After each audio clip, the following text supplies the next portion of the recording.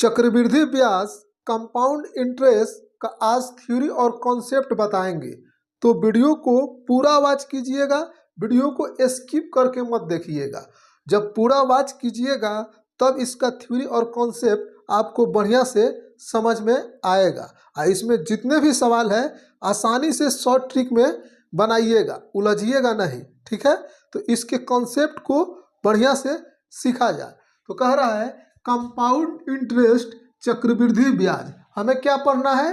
ब्याज निकालने के बारे में पढ़ना है कि ब्याज कैसे हम लोग निकालेंगे।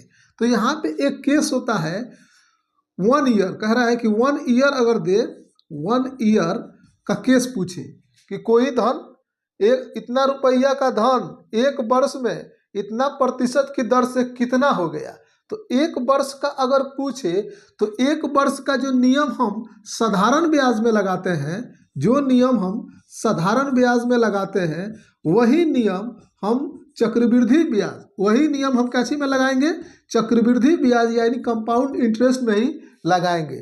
तो जो नियम साधारण ब्याज में एक वर्ष के लिए लगता है वही नियम चक्रवृद्धि ब्याज में भी लगता है, कोई चेंज नहीं होता है। आज चक्रवृद्धि ब्याज का होता है कि जो धन हम जब ले लिए तो ले लिए, एक वर्ष के बाद क्या होता है कि ब्याज मिलता है, और जब ब्याज मिल जाता है तो वही ब्याज क्या हो जाता है, मूलधन में फिर दूसरे वर्ष के लिए जुड़ जाता है। तो उसके लिए फिर नियम अलग हो जाता है। एक वर्ष तक तो साधारण ब्याज पर ही चलता है, जितना मूलधन का ब्याज आया वह सेम चलता है। लेकिन एक वर्ष के बाद अगर हम 2 वर्ष में निकलते हैं तो इसका निकालने का क्या तरीका होगा यह जानिए। तो दूसरा केस में अगर दे दे फॉर 2 ईयर, क्या दे दे? फॉर 2 ईयर का केस दे, हमें ब्याज निकालना हो।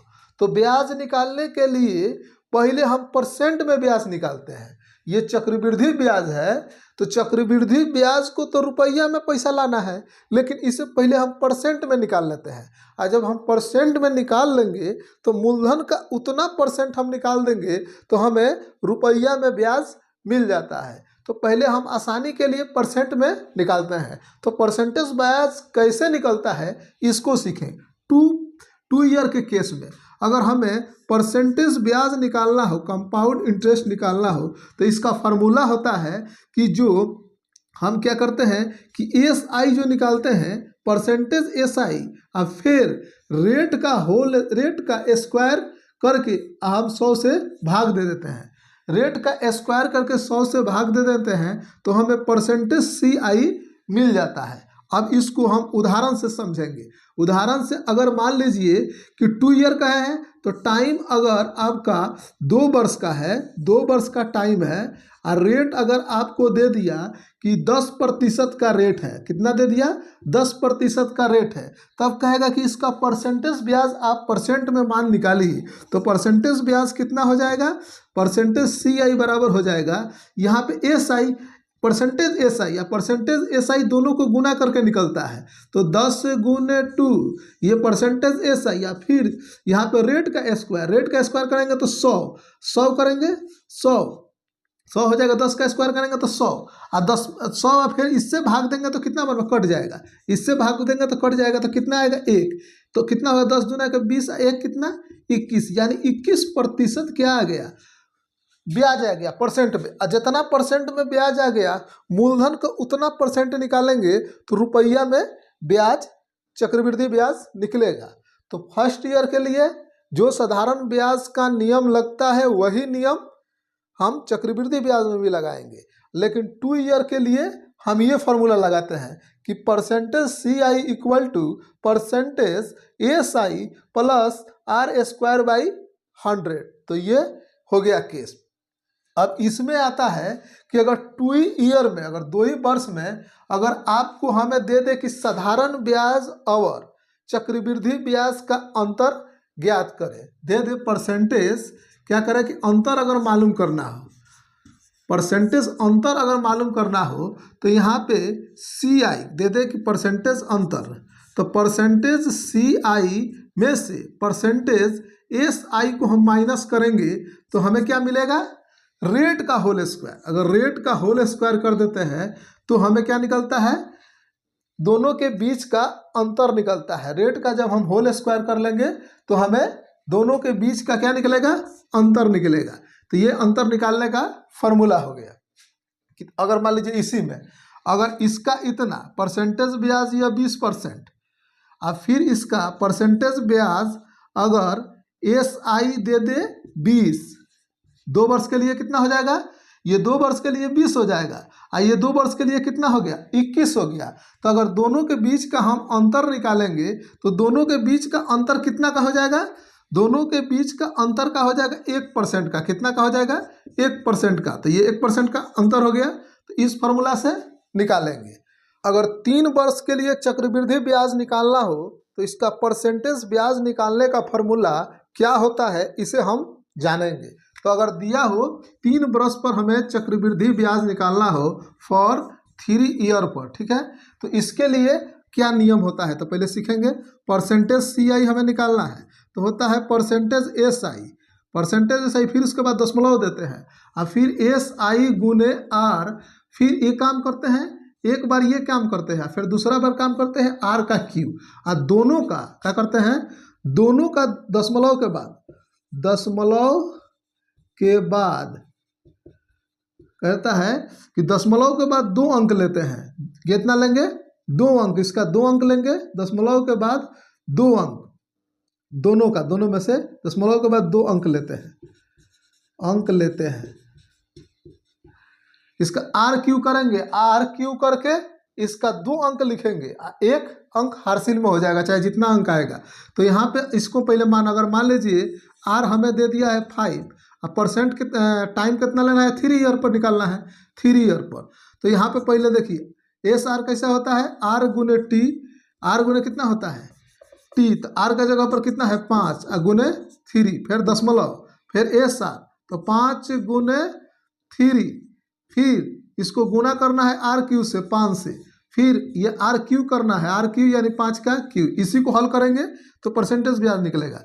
इसका हम Q करके 2 अंक लेते हैं तो 5 25 125, 125 का 2 अंक लेंगे तो 25 यहाँ पे लिख लिए, और फिर हाथ में कितना लगा 1 हार्सिल, इसको फिर करके 2 अंक लिखेंगे तो कितना हो जाएगा, 5 तिहाई 15 या 15 पचे 75, चाहे 5 25 25 तिया 75, 75 एक कितना हो जाएगा 76। इसका भी 2 अंक लेना है, कितना ले लिए 2 अंक किया, 2 अंक ले लिए, बचा कितना 5 तिहाई 15, यहाँ पे 15, इतना परसेंट क्या आ गया, इसका CI निकल गया। तो इस नियम से निकालेंगे।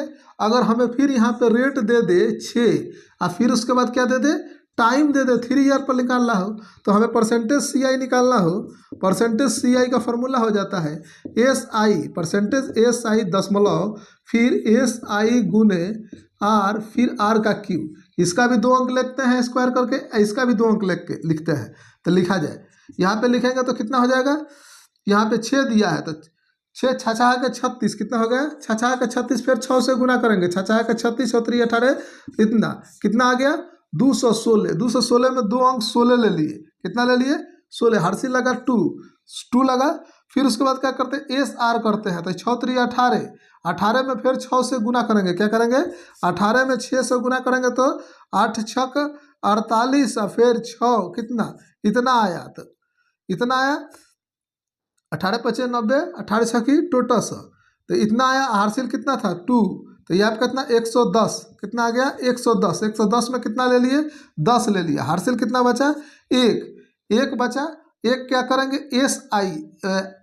SI निकालेंगे तो हो जाएगा कितना 6 3 18 और 1 कितना हो जाएगा 19, यानी इतना परसेंट क्या आ गया, परसेंटेज ब्याज आ गया 3 ईयर के लिए। आइए, अगर 4 वर्ष पर चक्रवृद्धि ब्याज निकालना हो तो परसेंटेज ब्याज निकालने का फॉर्मूला क्या होता है, इसको सीखेंगे। तो हमें क्या निकालना है, फॉर 4 ईयर, 4 ईयर पर हमें ब्याज निकालना हो चक्रवृद्धि ब्याज, तो इसका परसेंटेज CI निकालने का फॉर्मूला क्या होता है।